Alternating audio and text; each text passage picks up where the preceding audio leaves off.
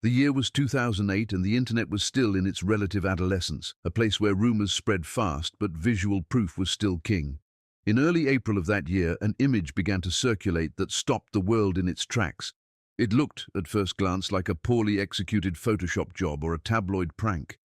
The photo showed a man, undeniably a man with a trimmed beard, a flat, masculine chest and broad shoulders, cradling a massive, distended belly. The headline was simple, three words that seemed linguistically and biologically contradictory: the pregnant man. Within hours, the image was on every news ticker from New York to Tokyo. Late-night comedians mocked it. Religious groups condemned it. Medical experts debated it. The world treated it as a spectacle, a freak show for the digital age. But behind the viral image and the sensational headlines was a quiet, profound, and deeply human story. It was not a hoax, nor was it a stunt. The man in the photo was Thomas Beatie, a resident of Bend, Oregon, and he was simply a husband who wanted to give his family the one thing they couldn't have: a child. To understand how Thomas Beatie ended up on the cover of People magazine with a baby bump, one has to look past the shock value and understand the unique intersection of biology, identity, and law that defined his life. Thomas Beatie's journey to fatherhood began long before 2008. Born female in Hawaii, Thomas spent his early life trying to fit into a mold that never felt right.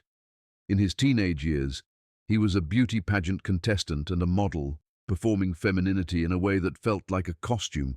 By his 20s, the internal dissonance had become deafening. He knew he was a man. Thomas began his medical transition, a process that allowed his exterior to match his interior. He underwent chest reconstruction surgery, commonly known as top surgery, to remove his breast tissue and began testosterone hormone therapy. His voice dropped, facial hair sprouted, and his muscle mass increased. Legally, he changed his gender marker on his documents. He was, in the eyes of the law and his community, a man. However, Thomas made a specific medical decision that would later change history. While many transgender men opt for a hysterectomy, the removal of the uterus, and oophorectomy, removal of the ovaries, as part of their transition, Thomas chose to retain his female reproductive organs. At the time, sterilization was not a strict requirement for legal gender change in his state, and retaining his organs was a choice of bodily autonomy. He didn't necessarily plan to use them, but he didn't want to undergo unnecessary invasive surgery to remove healthy parts of his body. It was a decision that would become the key to his future family. Thomas eventually met and fell in love with Nancy, a woman several years his senior. They were a typical couple in many ways. They loved karate, gardening, and quiet domestic life. They married in Hawaii, a union legally recognized because Thomas was a man and Nancy was a woman. Like many newlyweds, they dreamed of children, but biology had thrown up a roadblock. Years prior, Nancy had undergone a hysterectomy due to severe endometriosis. She could not carry a child. The couple was at an impasse. They considered adoption, but the process was lengthy, expensive, and often discriminatory toward trans individuals. They considered surrogacy, but the cost was prohibitive. Then, they looked at the biological reality of their marriage. Between the two of them, they had all the necessary components to create life. Nancy couldn't carry a baby, but Thomas, despite his beard and his legal status as a male, still had a functioning uterus. "It's not a male or female desire to want to have a child," Thomas would later say. "It's a human desire." The logic was sound, but the process was harrowing. To conceive, Thomas had to stop taking his testosterone injections. It was a physically and psychologically difficult sacrifice. As the male hormones left his system, his body began to revert in subtle, uncomfortable ways. His menstruation returned, a monthly reminder of a biological past he had moved away from. For a man who experienced gender dysphoria, this was a severe mental toll, but his desire to be a father outweighed the discomfort. The next hurdle was the medical establishment. Thomas and Nancy needed a sperm donor, so they approached fertility clinics. The reception was cold, bordering on hostile. In 2007, the medical community was largely unprepared for a transgender man seeking pregnancy care. Clinic after clinic turned them away. Doctors cited religious objections, ethical concerns, or simply discomfort. One endocrinologist requested a psychological evaluation to see if they were fit to bring a child into the world, only to refuse them service anyway. They were treated as a novelty, or worse, a monstrosity. Eventually, they had to take matters into their own hands. They purchased anonymous donor sperm from a cryobank and performed the artificial insemination at home. A clinical procedure turned into a private, DIY struggle. The first attempt resulted in a pregnancy, but it was an ectopic pregnancy, a life-threatening condition where the embryo implants outside the uterus. Thomas had to undergo emergency surgery to remove one of his fallopian tubes. It was a devastating loss, both physically and emotionally, but they didn't give up. In late 2007, the second attempt was successful. Thomas was pregnant. As his belly began to grow, the couple realized they could not hide this forever. A pregnant man walking down the street was bound to attract attention, and Thomas wanted to control his own narrative before the tabloids did. He wrote an essay for The Advocate, an LGBTQ+ magazine titled Labor of Love. "I feel it inside of me," he wrote. "He is my miracle." He underestimated the global fascination. The story was picked up by national news, and soon the Beatie's quiet life in Oregon was besieged. Paparazzi camped on their lawn. Helicopters buzzed overhead. Thomas was invited to the Oprah Winfrey Show. The interview was a surreal moment in television history. There sat Thomas, looking like any other blue-collar American guy, calmly discussing morning sickness and cravings, while Oprah, the queen of daytime TV, leaned in with fascinated confusion. He showed the ultrasound. He let the audience see the reality, a man who was going to give birth.